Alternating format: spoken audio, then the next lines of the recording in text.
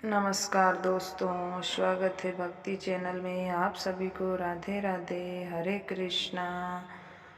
आज हम सुनेंगे वैशाख पूर्णिमा, बुद्ध पूर्णिमा की कथा। आइए कथा शुरू करते हैं। एक ऐसे राजकुमार की कथा जो कैसे संन्यास ले लिया। एक ऐसा राजकुमार जिसने महलों की सारी सुख सुविधाएं छोड़कर दुनिया के दुखों का समाधान खोजा, वही आगे चलकर भगवान बुद्ध बने। ये कथा वैशाख पूर्णिमा की जो हमें सच्चाई और शांति का मार्ग दिखाती है। आइए कथा शुरू करते हैं। बहुत समय पहले नेपाल के लुम्बानी नामक स्थान पर एक राजकुमार का जन्म हुआ। इस महान आत्मा का नाम था गौतम बुद्ध। उनके पिता राजा सुद्धोधन और माता रानी माया देवी थी। जन्म के समय ही विद्वानों ने भविष्यवाणी की कि ये बालक या तो एक महान सम्राट बनेगा, फिर एक महान संत बनेगा। जब राजा सुद्धोधन को ये बात पता चली तो वे नहीं चाहते थे कि उसका पुत्र सन्यासी बने, इसलिए उन्होंने सिद्धार्थ को हर प्रकार की सुख सुविधाओं में रखा। महल में उन्हें कभी भी दुख, बीमारी या मृत्यु जैसी चीज़ों का सामना नहीं करने दिया। समय बीतता गया, सिद्धार्थ बड़े हुए। उनका विवाह यशोदा से हुआ। उनके एक पुत्र जिसका नाम राहुल रखा गया। लेकिन एक दिन सिद्धार्थ के जीवन में एक ऐसा मोड़ आया जिसने सब कुछ बदल दिया। जब वे अपने रथ पर नगर का भ्रमण करने के लिए निकले तो उन्होंने 4 ऐसे दृश्य देखे जिन्होंने उनकी मन की गहराई से झकझोर कर दिया।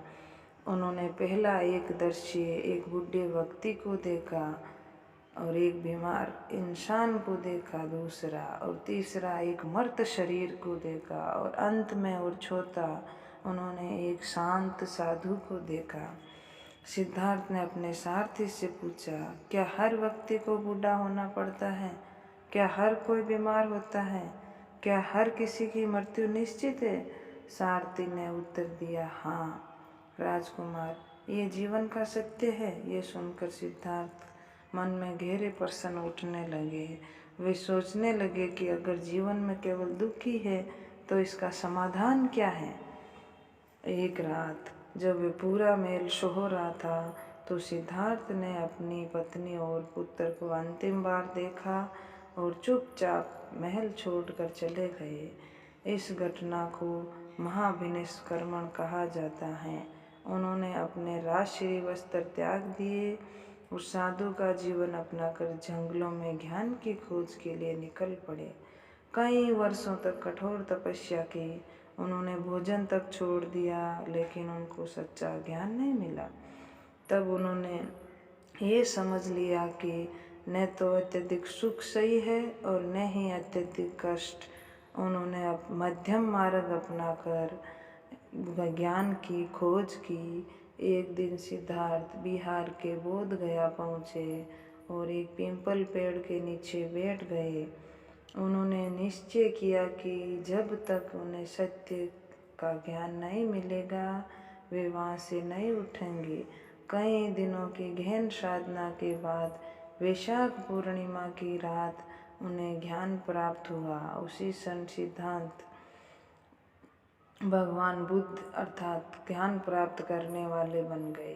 भगवान बुद्ध को लोगों ने को सिखाया कि जीवन दुखों से भरा है।